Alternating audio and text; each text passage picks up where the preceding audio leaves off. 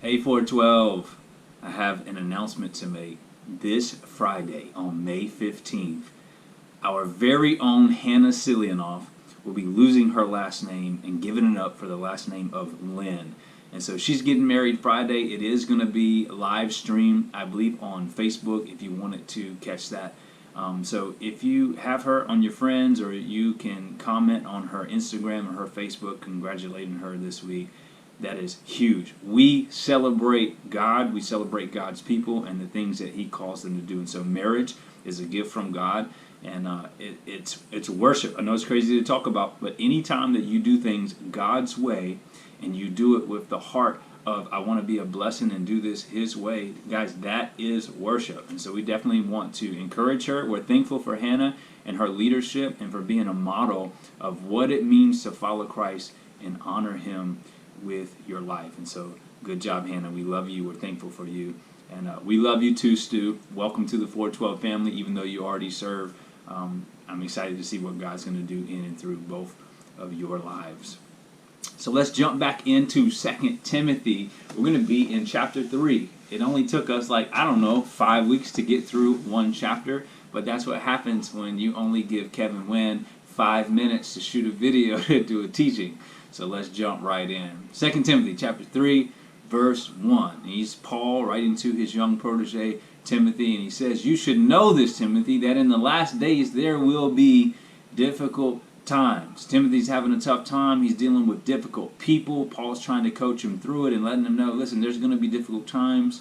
Jesus told his disciples probably 30 to 40 years before this letter is written, in this world you will have trouble, but fear not, I have overcome the world. And so trouble happens to unbelievers and believers. And so what is the way that we should respond to these situations in life? I know, let me tell you, the way that it should be different is we trust in the Lord. I don't allow circumstances to steal my joy and my peace and have fear and all that anxiety and all that kind of stuff. I don't have to do that. Why? Because my joy and my peace are not attached to circumstances. And if everything is good and all my circumstances are good, then I have peace and joy in this life. No. My peace and my joy are attached to a person, God, and through His Son, Jesus Christ. And no matter what the circumstances is, He doesn't change. That's why the Scriptures encourage us. God is the same yesterday, today, and forever. So even though we go through things like the coronavirus, God doesn't change. When people went through persecution and still do in our country now, that's why people are willing to lay down their lives, and they're overwhelmed with the peace and the strength of God because God is with them. And you say, I don't know if I would be able to be persecuted. Man, I feel like I would forsake my faith. Well, listen to me. When the Spirit of God lives inside of you and you want to do things His way, He provides you and I with the grace. I feel the same way too. Like if I was in a Muslim country and my head's getting ready to be cut off, and they say, deny Christ, and we won't cut off your head, I feel like in that moment, even though it's intense to talk about and we don't know it, I believe the supernatural power of God and the grace of God would give you the strength that you need to stand firm in your faith. And so that's the difference. We don't lose our peace because it's attached to the Prince of Peace, and our heart is attached to Him. We are His body. He is our head. And so that is the difference between difficult times coming to everybody, but a Christian responds in faith, keeps our eyes fixed on Jesus, not the circumstances. The world can listen to the media. And they can be controlled by anxiety and fear and all that kind of stuff, and they have reason to worry. Why? Because their faith is in themselves and in the society and the leaders that are placed here, not in God. That's a really unhealthy place to be. The Apostle Paul goes on in verse 2. People will love only themselves and their money. Well, I feel like that's probably always happened. So Paul's probably telling him something that he already knows. They will be boastful and proud, scoffing at God, disobedient to their parents, and ungrateful. One of the things that money can do, especially if somebody works hard and man, things just kind of line up and they've been really successful, they can start to feel like they're better than other people. And because I have financial wealth and I have done well, like, look at me. I'm great. I love myself. I love my money. Look at this comfort that I have. And that causes you to look down on me and be judgmental towards other people. And when you do that, Paul says this is what you're really doing. You're scoffing God and being prideful and not giving credit and praise to God and walking in humility, recognizing, man, God gave me the ability to work. He's allowed me to work hard and He has blessed me. And with that blessing, because He's been so gracious to me, I want to be generous and gracious to other people. No, they deny that. And when you do that, really what you're proclaiming is you're ungrateful. I don't know about you, but one of the things, I see it in myself sometimes and I see it in other people, that really bothers me the most, especially in America because we're so blessed, is when somebody is just absolutely ungrateful. Man, it is really hard to listen to a very ungrateful heart, because imagine from God's perspective how good He is, how He showers people with blessing, and people have so much and their lives are actually really good, and all they can do is play the victim and talk about how rough and how bad their life is. I do not believe that God's children should ever be in that place.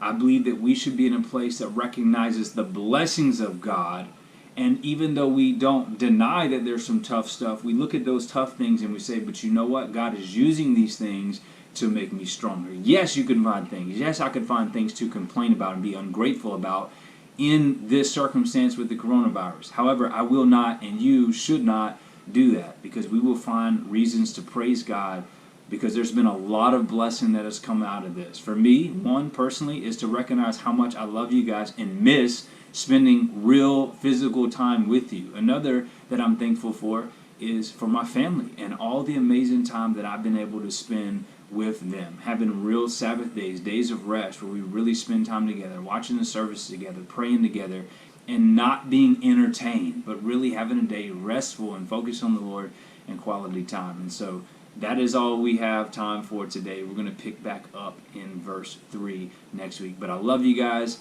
and I hope we come out of this soon and we can join back together physically. But until then, be blessed.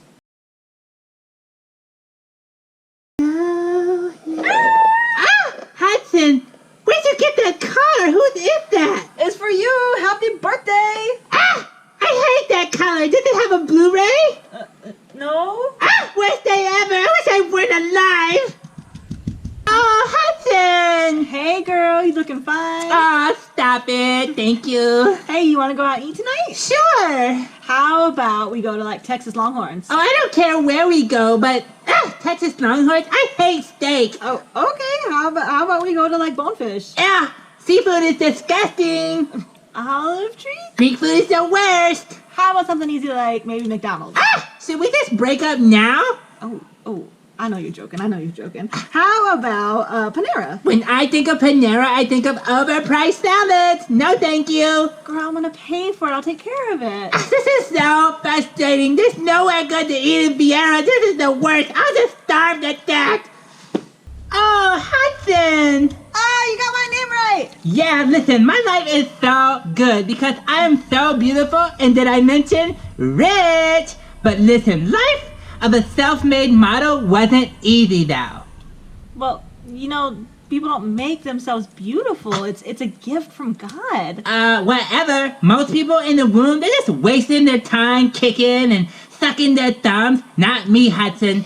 I was on a rugged schedule of productivity, an hour a day, pulling my eyelashes, just making sure that they're perfect, shaping my cheek lines, stretching my eyes to the perfect length, proportional to my size, of course, and of course doing lip exercises in the womb. Kim Kardashian put out a podcast. If babies didn't listen to it in the womb, that's not my fault.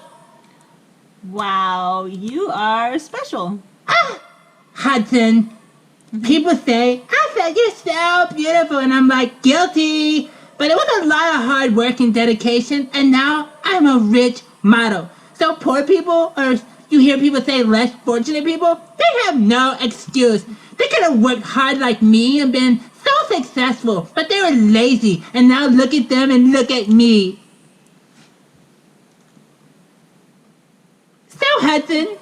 How are you? Oh, Irrelevant!